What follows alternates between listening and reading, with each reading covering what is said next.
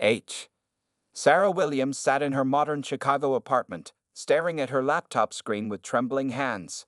The email that just arrived from Ancestry.com made her heart race. At 35 years old, she had built a successful life as an attorney, but the DNA test results she'd casually taken a month ago were about to change everything. No, this can't be right, she whispered to herself, scrolling through the detailed genetic breakdown. The test showed a direct match to the Whitney family, one of Chicago's wealthiest and most influential families.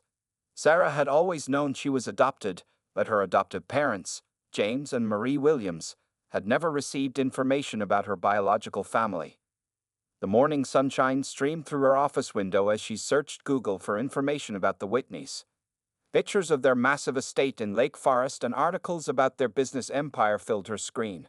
Robert Whitney, the family patriarch, had built a technology empire worth billions. His daughter, Margaret Whitney, now served as the company's chief operating officer. Sarah's fingers hovered over her keyboard as she looked at Margaret Whitney's photo. The resemblance was startling. They had the same high cheekbones, the same shaped eyes, though Margaret's skin was pale white while Sarah's was a rich brown. The timing made sense too. Margaret would have been 18 when Sarah was born. Taking a deep breath, Sarah reached for her phone and called her best friend, Lisa Chen. "Lisa, you need to come over right now. I found something huge." Sarah's voice shook as she spoke. 20 minutes later, Lisa sat beside Sarah on her cream-colored couch, looking at the DNA results. "This is incredible, Sarah. The Whitneys. They're like Chicago royalty." Sarah walked to her kitchen, her heels clicking against the hardwood floor. She needed water, needed to think. What am I supposed to do with this information? Just walk into Whitney Technologies and say, "Hey, I might be your long-lost daughter." Lisa followed her friend, watching as Sarah paced the kitchen. "You need to process this first. Take some time to think it through." But Sarah couldn't stop thinking about it. That night, she barely slept. She pulled out old photo albums her adoptive parents had given her, looking at baby pictures, wondering about the woman who had given birth to her. The Williamses had been wonderful parents, giving her a loving home, supporting her dreams of becoming a lawyer, and never making her feel different because she was adopted. The next morning, Sarah called in sick to her law firm. She spent hours researching the Whitney family history. She learned that in 1987, the year she was born, Margaret Whitney had taken a mysterious 6-month break from her senior year at prep school. The official story was that she had gone to study in Europe, but Sarah found no records of this trip. By the end of the week, Sarah had gathered enough courage to tell her adoptive parents. She drove to their modest home in Oak Park where they had raised her. The familiar smell of her mother's cooking greeted her as she walked in.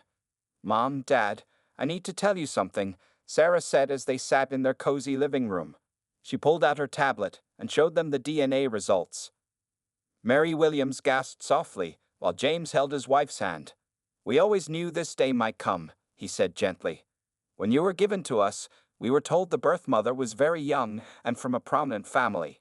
They wanted complete confidentiality." Sarah felt tears forming in her eyes. "I'm not looking to replace you. You're my parents. But I need to know where I come from. I need to understand why they gave me up." Her mother hugged her tightly. "Of course you do, sweetheart. We'll support whatever decision you make." That evening, back in her apartment, Sarah sat at her desk and opened her laptop. After several attempts, she finally began typing an email to Margaret Whitney's official business address. "Dear Ms. Whitney, my name is Sarah Williams. According to a recent DNA test, we appear to be closely related. I was born on April 15, 1987, at Chicago Memorial Hospital and was adopted shortly after. I believe you might be my birth mother. I'm not looking to disrupt your life or make any claims. I simply want to understand my history. If you're willing, I would appreciate the opportunity to meet with you. Sincerely, Sarah Williams." Her finger hovered over the send button for several long minutes. Finally, gathering all her courage, she clicked it. The email disappeared into cyberspace, and Sarah leaned back in her chair, her heart pounding. There was no turning back now. Her life was about to change forever, but she had no idea just how much. For 3 days after sending the email, Sarah checked her inbox obsessively. When no reply came, she decided to dig deeper into the past. As a lawyer, She knew how to research, and now those skills would help uncover her own history. On a cold Chicago morning, Sarah walked into the public records office. The elderly clerk, Mr. Peterson, recognized her from her frequent visits handling legal cases. "Good morning, Ms. Williams. What can I help you with today?" Sarah took a deep breath. "I need to look at birth records from Chicago Memorial Hospital, April 1987. She didn't tell him she was looking for her own records. Hours passed as Sarah went through file after file. Her back ached from bending over documents, but then something caught her eye. A birth certificate listed a baby girl born to Jane Smith on April 15, 1987, her birthday. The name was obviously fake, but the timing was perfect.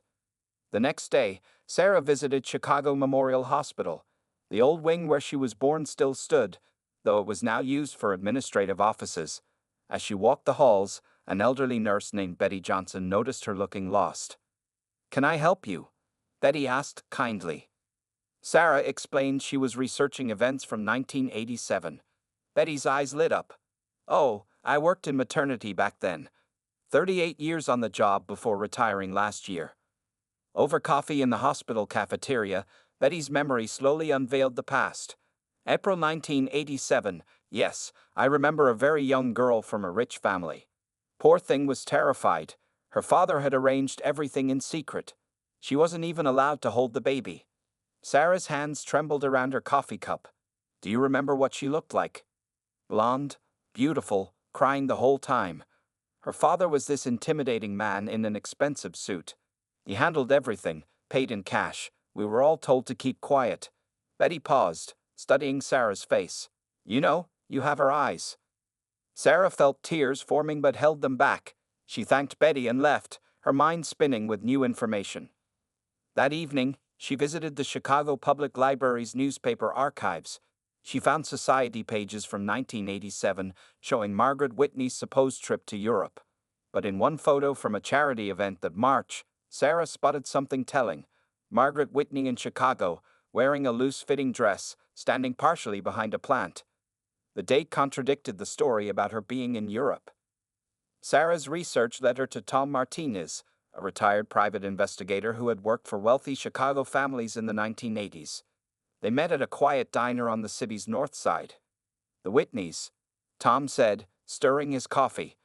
"Robert Whitney ran everything like a business, including his family. When his daughter got pregnant, it was a PR crisis to him, nothing more." "What did he do?" Sarah asked. "He used his connections to arrange a private adoption. Everything was handled through shell companies and trusted lawyers. The mother—" Tom hesitated. "She wanted to keep the baby. Robert threatened to cut her off completely. She was just a teenager, scared and alone." Sarah thought about Margaret, 18 and frightened, forced to give up her child. It helped explain the sadness she had noticed in Margaret's eyes in every photo she found. Late that night, Sarah's phone rang. The number was blocked. Her heart raced as she answered. "Sarah Williams." The voice was soft, elegant, and trembling slightly.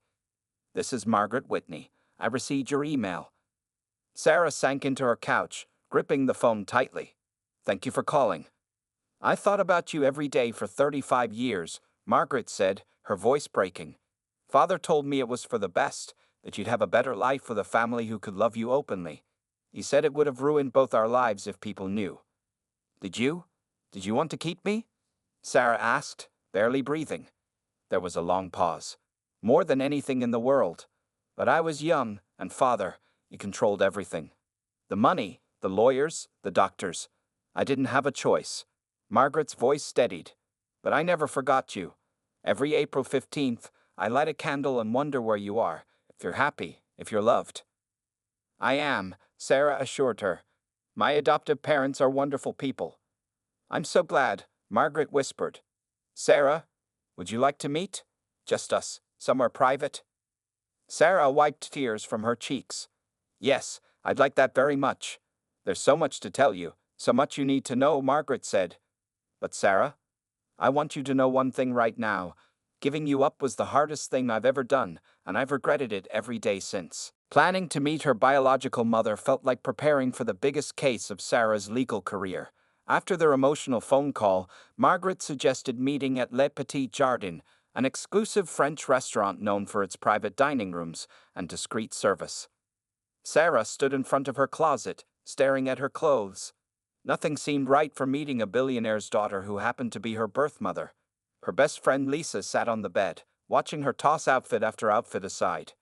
"You're overthinking this," Lisa said, picking up a discarded blazer. "She's not meeting you to judge your clothes. She wants to know you." Sarah finally chose a simple black dress, professional but not too formal. As she applied her makeup, her hands shook slightly. What if she's disappointed? What if I'm not what she expected? "Sarah Williams, you're a successful lawyer who graduated top of her class. You help people for a living. How could anyone be disappointed in that?" Meanwhile, across town in her penthouse apartment, Margaret Whitney was having her own crisis. She paced her marble floors, phone pressed to her ear, talking to her closest friend Victoria. "What if she hates me, Vicky? What if she can't forgive me for giving her up?" Margaret's voice cracked. She hadn't told her father about finding Sarah yet. Robert Whitney still had no idea his carefully buried secret was about to surface. The day before their meeting, Sarah and Margaret exchanged several texts, each message filled with nervous energy. "Margaret, should I bring old photos?" "Sarah, I'd love to see them." "Margaret, I have every newspaper article about your law career." "Sarah, you followed my career?" "Margaret, from your first case, I was so proud, even though I couldn't tell anyone." The morning of their meeting arrived with Chicago's typical spring unpredictability. Sunshine 1 minute, rain the next. Sarah arrived at Le Petit Jardin 30 minutes early, her heart pounding as the valet took her car. The maitre d' led her to a private room at the back of the restaurant. "Ms. Whitney called ahead," he said. "She requested complete privacy. No other guests will be seated nearby." Sarah sat at the elegant table, fidgeting with her napkin. The waiter brought water, and she nearly knocked it over with her shaking hands. She checked her phone, 20 minutes until Margaret was supposed to arrive. She pulled out her compact mirror, checking her appearance one last time. The face that looked back at her now carried new meaning. Her high cheekbones, the shape of her eyes, features she shared with a woman she'd never met. At exactly noon, Sarah heard heels clicking on the hardwood floor outside. The door opened, and Margaret Whitney stepped in. She wore a cream-colored suit that probably cost more than Sarah's monthly rent, but her uncertain expression matched Sarah's exactly. For a moment, neither woman moved. They studied each other, both seeing familiar features in an unfamiliar face. Margaret's eyes filled with tears. "Sarah," she whispered, "you're so beautiful." Sarah stood, unsure whether to shake hands or hug, or just stay where she was. Margaret solved the dilemma by stepping forward and gently touching Sarah's cheek. "I've imagined this moment so many times," Margaret said, her voice trembling, "but I never thought it would really happen." They sat down, both trying to compose themselves. The waiter appeared with menus, but neither woman even glanced at them. "I brought something," Margaret said, reaching into her designer bag. She pulled out a small, worn teddy bear. "This was yours. I bought it when I was pregnant. I kept it all these years, hoping somehow, someday." Sarah touched the soft fur of the bear, imagining a teenage Margaret holding it, thinking of the baby she had to give away. "Thank you for keeping it," she said softly. "I have so many questions," they both said at the same time, then laughed, breaking some of the tension. "Should we order first?" Margaret suggested. "We might be here a while." Over the next 2 hours, they barely touched their food. They talked about Sarah's childhood, her adoptive parents, her career. Margaret shared stories about her pregnancy, her feelings of loss, and her guilt. "Does your father know you're here?" Sarah finally asked. Margaret's expression tightened. "No, Robert Whitney doesn't handle surprises well, but you're my daughter, and I'm done letting him control this part of my life." As their meeting drew to a close, both women felt a mixture of relief and sadness. There was so much more to say, so many years to catch up on. "Can we meet again?" Margaret asked hopefully. Sarah smiled. "I'd like that very much." But neither woman could predict how their next meeting would change everything, especially when Robert Whitney found out about his long-lost granddaughter. 2 weeks after their first meeting at Le Petit Jardin, Sarah and Margaret agreed to meet again, this time at Margaret's lakefront penthouse. Sarah stood in the marble lobby, feeling out of place among the wealthy residents who walked past with their designer clothes and careful stares. The elevator ride to the 45th floor gave Sarah time to collect her thoughts. When the doors opened directly into Margaret's penthouse, she gasped. Floor-to-ceiling windows offered a stunning view of Lake Michigan, and priceless art decorated the walls. Sarah. Margaret hurried forward, looking more relaxed than at the restaurant. She wore casual clothes, though her idea of casual still probably cost thousands. I made tea. I remember you mentioned you liked Earl Grey. They settled into the living room, where Margaret had laid out photos and documents on the coffee table. I want to show you everything, she said, picking up a yellowed envelope. These are the only ultrasound pictures I have of you. Father made the doctors destroy the others. As they looked through the photos, Margaret suddenly tensed. Her phone was ringing, and the screen showed Father. She rejected the call, but her hands trembled slightly. He's been calling all morning, Margaret explained. He usually comes for Sunday brunch, but I cancelled. He knows something's wrong. Just then, they heard the elevator ding. Margaret's face went pale. No, no, no, she whispered. He has an override key.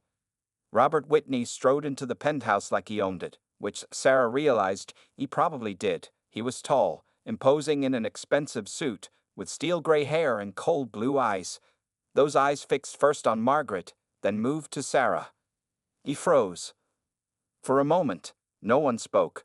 Robert Whitney's face went through a series of emotions: confusion, recognition, anger. What is this? He demanded, his voice sharp as a knife. Margaret stood up, positioning herself slightly in front of Sarah. Father, this is Sarah Williams, my daughter. The words hung in the air like smoke. Robert's face turned red. You had no right, he said to Margaret. This was handled. Finished. Over. No, Father, Margaret's voice was stronger now. You handled it. You finished it. But it was never over for me. Sarah stood too, her lawyer's instincts kicking in. Mr. Whitney, I'm not here to cause trouble. I just wanted to know my history. Robert turned to her, his expression calculating. What do you want? Money? Position? The Whitney name? Father, Margaret gasped. I don't want anything from you, Sarah said firmly. I have my own career, my own life. I only wanted to know where I came from and to know the woman who gave birth to me. Robert paced the room, agitated. Do you have any idea what this could do to our family? To the company? The media would have a field day. Robert Whitney's secret black granddaughter. That's enough. Margaret's shout surprised everyone, including herself. I've let you control this for 35 years. No more. Sarah is my daughter. She's accomplished, intelligent, and successful. Everything you always wanted in a grandchild. The only difference is her skin color, and if you can't see past that, then you're not the man I thought you were. Robert stood very still, looking out at the lake. Finally, he turned back to them. The press can't know. Not yet. We need to handle this carefully. We're not handling anything, Margaret said. Sarah and I will decide how to move forward. You can either be part of it or not. Sarah watched the power shift in the room. For possibly the first time in her life, Margaret was standing up to her father. Robert seemed to deflate slightly, sinking into an armchair. You look like your mother, he said quietly to Sarah. She was never as quiet and obedient as I wanted, either. I'll take that as a compliment, Sarah replied. Robert stood up again, straightening his jacket. I need time to think. To plan. Margaret, we'll discuss this later. He walked to the elevator, then paused. Miss Williams, Sarah, I apologize for my reaction. It was unexpected. After V left, Margaret collapsed onto the couch, shaking. Sarah sat beside her, taking her hand. Are you okay? Sarah asked. Margaret laughed weakly. That's the first time I've ever stood up to him, and it was for you. She squeezed Sarah's hand. I couldn't protect you then, but I can now. They spent the rest of the afternoon looking at photos, sharing stories, and getting to know each other.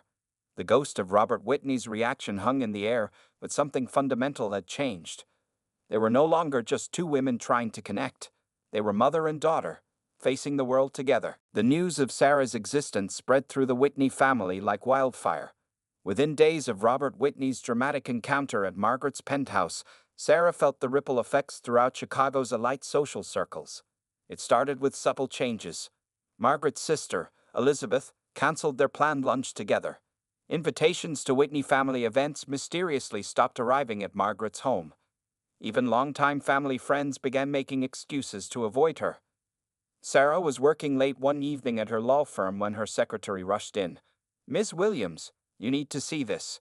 She handed Sarah her phone, showing a gossip website. The headline read, "Whitney Harris's Secret Child. Sources reveal hidden past." The article was filled with half-truths and speculation, but one detail caught Sarah's eye. Someone close to the family had leaked the story. She immediately called Margaret. "I've seen it," Margaret said before Sarah could speak. "Father is furious. He's already threatened to sue the website." The next day, Sarah arrived at court for a case and found reporters waiting. "Miss Williams, is it true you're Margaret Whitney's daughter? Did the Whitneys pay you to keep quiet all these years? How does it feel to be Chicago's newest Harris?" She pushed through them without commenting, but inside she was shaking. This wasn't what she had wanted. She'd only sought answers about her past, not a media circus. That evening, she received an unexpected visitor at her apartment. Elizabeth Whitney, Margaret's sister, stood at her door looking uncomfortable in the middle-class building. "May I come in?" she asked stiffly. Sarah led her aunt into the living room. Elizabeth perched on the edge of the couch, looking around with barely concealed judgment. "I'll be direct," Elizabeth said. "The Whitney name means something in this city. We've spent generations building our reputation. This situation," she gestured vaguely at Sarah, "it's complicated." "You mean I'm complicated?" Sarah replied calmly. "Because I'm black." Elizabeth flinched. "You seem like a lovely person, but surely you understand how this could affect the family's standing. The company's stock has already dropped 3 points since the news broke." "I'm not interested in the Whitney fortune or reputation," Sarah said. "I only wanted to know my mother." "Margaret was always the rebellious one," Elizabeth sighed. "Even as teenagers, she never understood the responsibility of our position. Now this." Sarah stood up. "I think you should leave." Later that night, Margaret called in tears. "Father's called an emergency board meeting. He's threatening to remove me from my position as TOO if I don't handle the situation." "What does he expect you to do?" Sarah asked. "He wants me to release a statement denying everything. To say it's all a mistake." Margaret's voice hardened. "I won't do it. I've given up enough for this family." The next few weeks were difficult. Sarah's adoptive parents worried about her, offering their home as a refuge from the media attention. Her law firm's partners called her in for a meeting, concerned about the publicity affecting their clients. But the worst blow came at a charity gala where Sarah accompanied Margaret. As they entered, conversation stopped. People whispered behind their hands. Robert Whitney stood with a group of business associates, deliberately turning his back when they approached. "Margaret, darling," a woman in diamonds dripped false sympathy, "we've moved your usual table. We thought you might be more comfortable elsewhere." They were seated in the back, far from the Whitney family's prominent position. Sarah watched her mother's face fall, saw the hurt in her eyes. "We can leave," Sarah whispered. "No," Margaret straightened her shoulders. "I'm done being ashamed. You're my daughter, and they'll have to accept that." As they sat through the uncomfortable evening, Sarah noticed something interesting. While the older generation avoided them, several younger members of Chicago's elite families stopped by their table. They were curious, friendly, even supportive. "Times are changing," a young investment banker told them. "My family's just as old money as the Whitneys, and honestly, this whole reaction is embarrassing." By the end of the night, Margaret and Sarah had collected several dinner invitations from the younger crowd. It wasn't acceptance from the whole Whitney clan, but it was a start. As they left, they passed Robert Whitney. He was deep in conversation with his lawyers, but Sarah caught his words. "Have to protect the family legacy." Margaret squeezed Sarah's hand. "He's wrong," she said firmly. "You are our legacy, and I'm proud of that." They walked out together, mother and daughter, leaving the whispers and judgment behind. The road ahead would be challenging, but they were no longer facing it alone. A month after the disastrous charity gala, Sarah was reviewing case files in her office when her assistant announced an unexpected visitor, Robert Whitney. Her grandfather stood in her doorway, looking less commanding than usual. "May I come in?" he asked, his voice lacking its usual authority. Sarah gestured to a chair. She noticed he was carrying an old leather briefcase, worn around the edges, not his usual sleek attaché case. "I've been doing some thinking," he began, opening the briefcase. "And some research."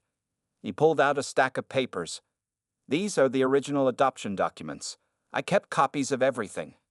Sarah's hands trembled as she took them. "Why are you showing me these now?"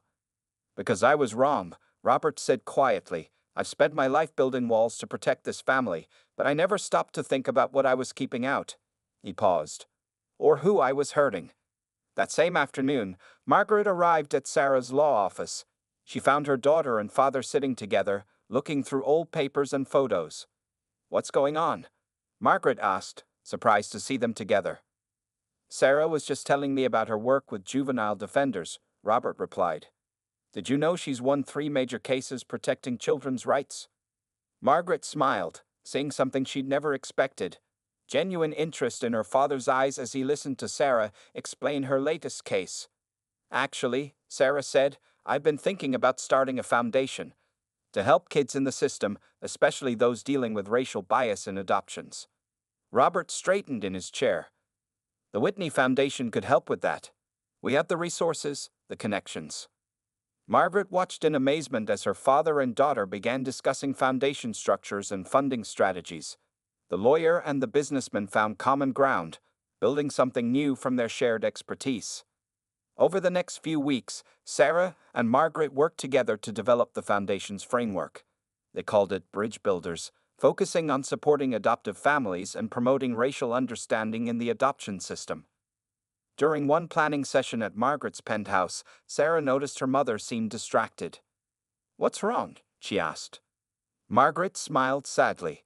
"I was just thinking about when I was pregnant with you. I used to imagine teaching you to read, taking you to your first day of school. I missed all that." "We can't get those years back," Sarah said gently, "but we can help other families stay together. Make sure other mothers don't have to make the choice you did." The foundation's first event was held at the Whitney corporate headquarters. Robert Whitney surprised everyone by personally introducing Sarah to the board members and major donors. "My granddaughter," he said, his voice carrying across the room, "has taught me that family isn't about matching appearances or maintaining appearances.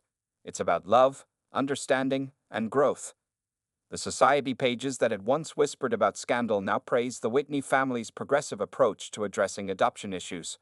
But more importantly, Sarah and Margaret's bond grew stronger every day.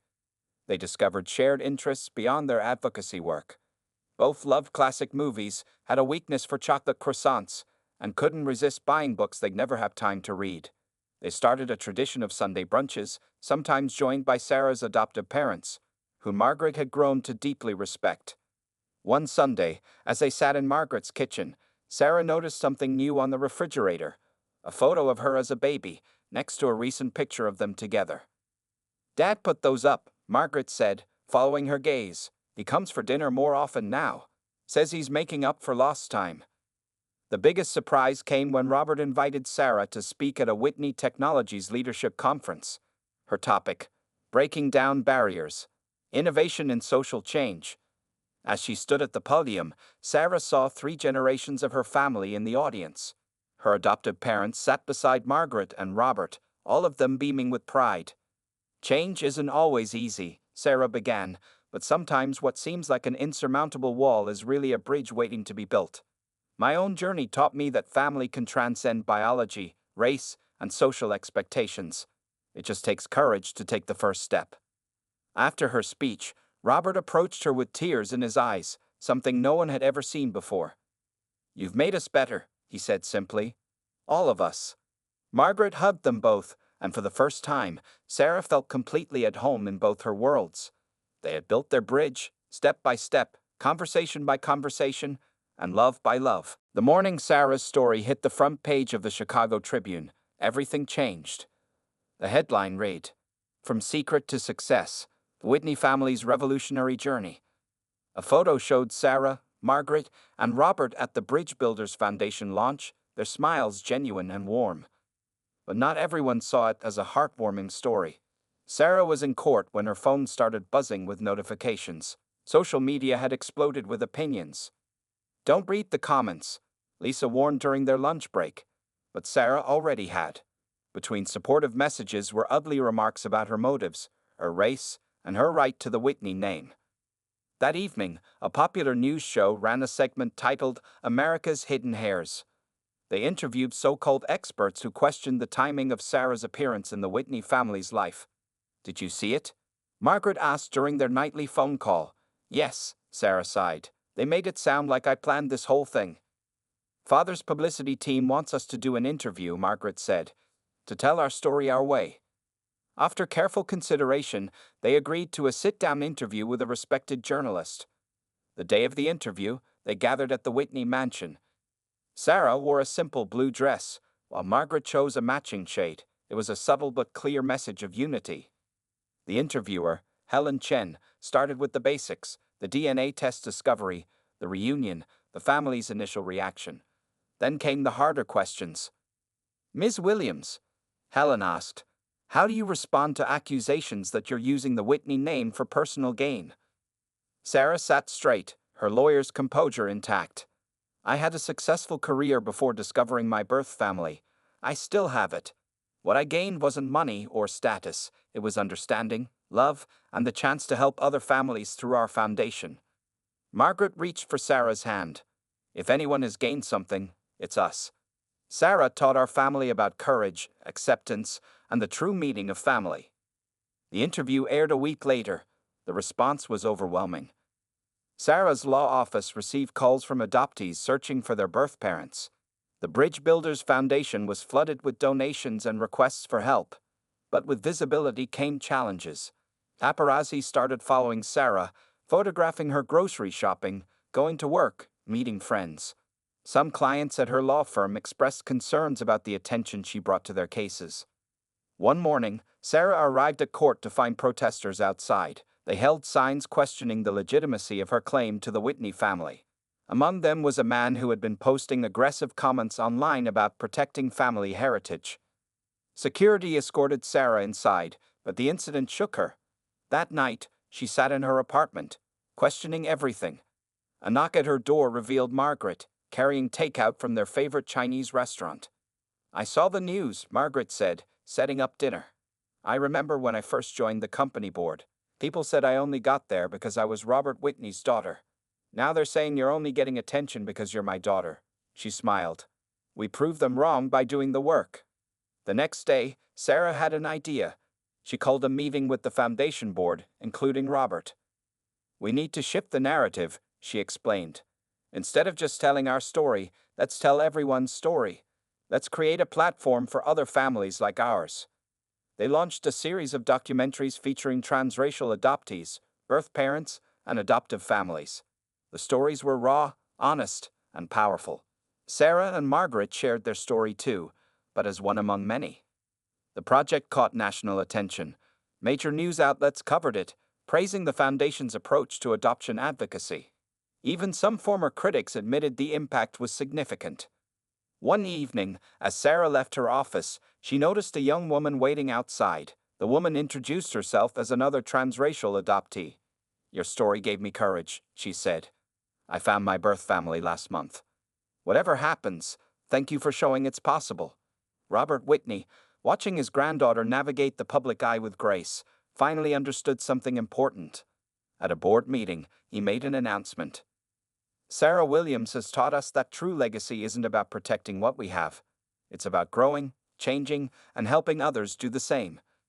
Sarah kept the newspaper clipping of that quote, not because it was about her, but because it showed how far they'd all come.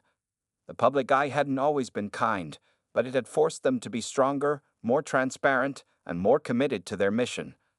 As Margaret often said, sometimes the hardest stories to tell are the ones that need to be heard the most. 1 year after Sarah's first DNA test discovery, the Whitney family gathered at Margaret's penthouse for a special celebration.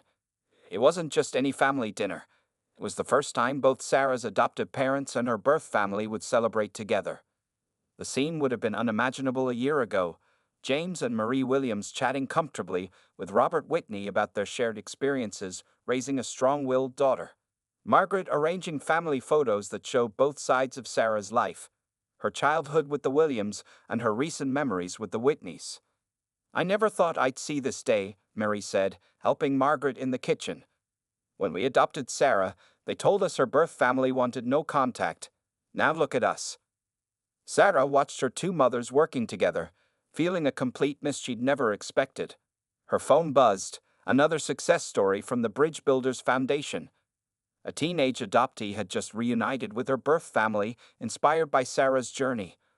Robert Whitney cleared his throat, tapping his glass for attention. The room quieted. He looked different now, softer somehow, the hard business exterior melted by a year of growth and change. "A year ago," he began, "I thought I was protecting my family by keeping secrets. I was wrong. Sarah didn't just join our family, she completed it." He turned to James and Marie. "And she brought us new family members who showed us what unconditional love really means." James stood up next. "When we adopted Sarah, we promised to give her everything we could. We never imagined that would include a whole other family who would love her as much as we do." Sarah felt tears forming as both her fathers hugged. Margaret squeezed her hand, her own eyes wet with emotion. The Foundation's work had grown beyond their expectations. They'd helped hundreds of families navigate adoption reunions, focusing especially on transracial adoptions. Sarah's legal expertise combined with Margaret's business sense had created something truly special. "We have an announcement," Margaret said, standing beside Sarah. "Bridge Builders is expanding. We're opening offices in 5 more cities next month." "And," Sarah added, "we're starting a scholarship program for adoptees pursuing careers in family law or social work." Robert nodded approvingly. The board unanimously approved the funding this morning. Sarah's proposal was excellent, as usual. Later that evening, as the family enjoyed dessert on Margaret's terrace overlooking the city lights, Sarah thought about how much had changed. Her law practice now specialized in adoption cases. She and Margaret had weekly lunch dates. Robert called her for advice on foundation matters. Her adoptive parents had gained a whole new extended family. "Penny for your thoughts?" Margaret asked, joining her at the railing. "I was just thinking about that DNA test," Sarah replied. "How one small decision changed everything." "For the better?" Margaret smiled. "Though I still wish—" "I know," Sarah said gently. "But we can't change the past. We can only build a better future." Inside, they could hear Robert showing James his latest golf photos while Marie and Elizabeth discussed holiday plans. The division between birth family and adoptive family had disappeared, replaced by something newer and stronger. "Oh, I almost forgot," Margaret said, pulling out an envelope. "Father had these made." Inside were new business cards for the foundation. Under Sarah's name was her title, Executive Director, Bridge Builders Foundation. But it was the subtitle that made her pause. A Whitney Williams Family Initiative. "Both names," Sarah whispered. "Together." "As they should be," Robert said, joining them. "It's time we honored all parts of who you are." The evening ended with plans for their next family gathering, a holiday celebration that would bring together even more extended family members. As Sarah hugged everyone goodbye, she felt the weight of the past year's journey. She'd started searching for answers about her past, but had found something more valuable, a future where both her families could exist together, where other adoptees could find hope in her story, and where the words family and belonging had taken on new meaning. Later that night, Sarah added a new photo to her album, one showing all her parents together, smiling, united by their love for her. Under it, she wrote, "Sometimes the best families aren't born, they're built, one brave step at a time." The city lights twinkled below her apartment window as she closed the album, thinking about all the other families out there, waiting to find each other. Thanks to Bridge Builders, many of them would. And that, she realized, was the greatest new beginning of all.